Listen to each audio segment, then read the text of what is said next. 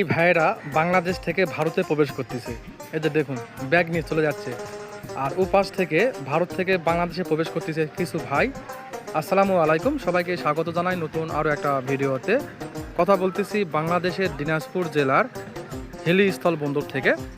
এই যে ঘরটা দেখা যাচ্ছে এটি ভারতের, আর এই যে রেলপথটা দেখা যাচ্ছে এটি বাংলাদেশের।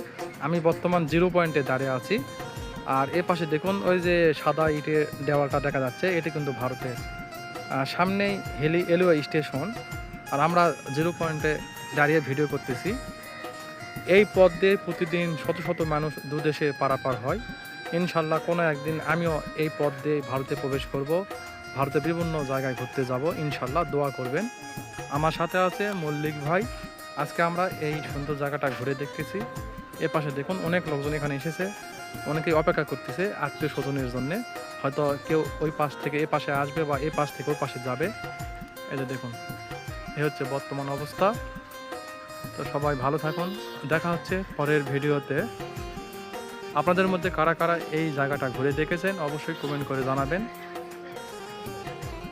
এই যে দেখুন মল্লিক ভাই, এই তো মল্লিক ভাই এখানে ভিডিও করতেছে, ছবি তুলতেছে। ওয়াও, ভালো থাকুন, আল্লাহ হাফেজ।